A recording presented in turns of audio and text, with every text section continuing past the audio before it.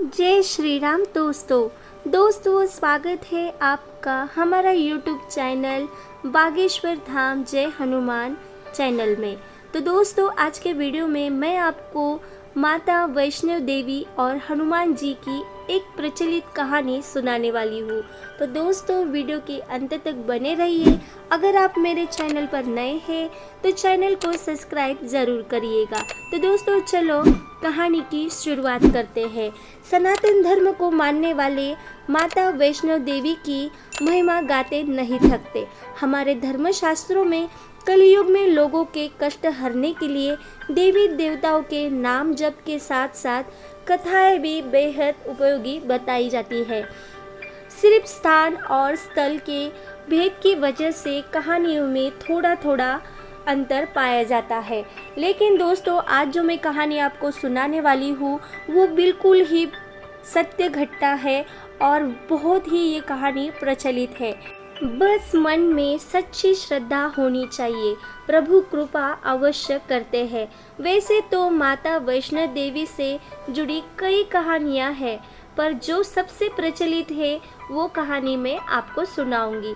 दोस्तों वैष्णव देवी ने अपने एक परम भक्त पंडित श्रीधर की भक्ति से प्रसन्न होकर उसकी लाज बचाई। माता ने पूरे जगत को अपनी महिमा का बोध कराया। तब से आज तक लोग इस तीर्थ स्थल की यात्रा करते हैं और माता उन पे अपनी कृपा बरसती रहती है। दोस्तों माता वैष्णव देवी का ये भक्त कटरा से कुछ दूरी पर स्थित हंसाली गांव में रहता था। वो निसंतान होने के वजह से हमेशा दुखी रहता था। एक दिन श्रीधर ने नवरात्रि पूजन के लिए कुंवारी कन्याओं को बुलाया।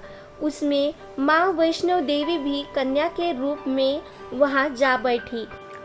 पूजन के बाद सभी कन्याएं तो चली गई, पर माँ वैष्णव देवी वहां रही और श्रीधर से बोली, सबको अपने घर भंडारे का निमंत्रण दे आओ।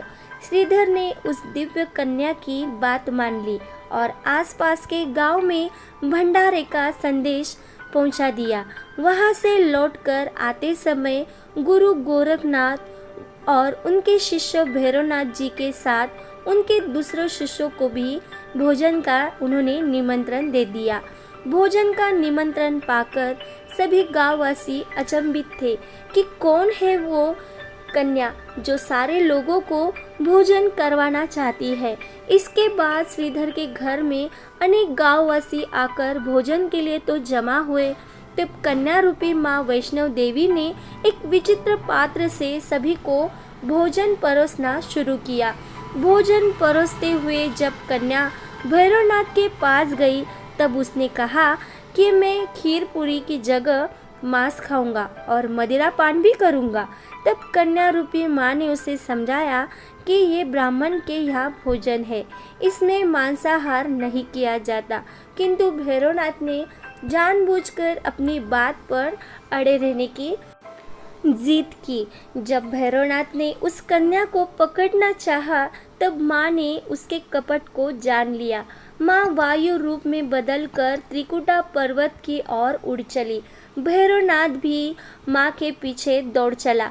माना जाता है कि माँ के रक्षा के लिए पवन पुत्र हनुमान भी वहाँ मौजूद थे।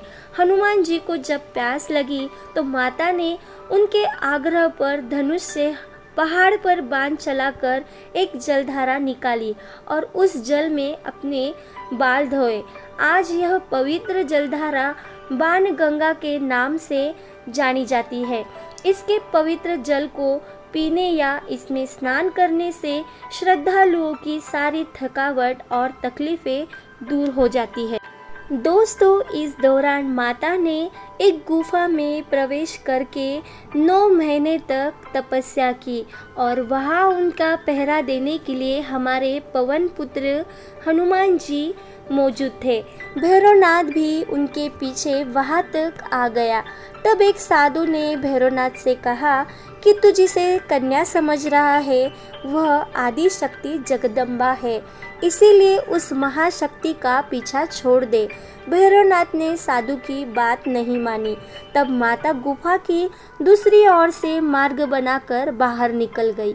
यह गुफा आज भी आदि कुमारी के नाम से प्रचलित है। दोस्तों, आदि कुमारी गुफा में माता की चरण पादुका भी है। यह वह स्थान है जहां माता ने भागते भागते मुड़कर भैरवनाथ को देखा था।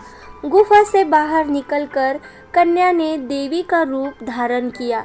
माता ने भैरवनाथ को चेताया और वापस जाने के लिए कहा, फिर भी वो नहीं माना। माता गुफा के भीतर चली गई।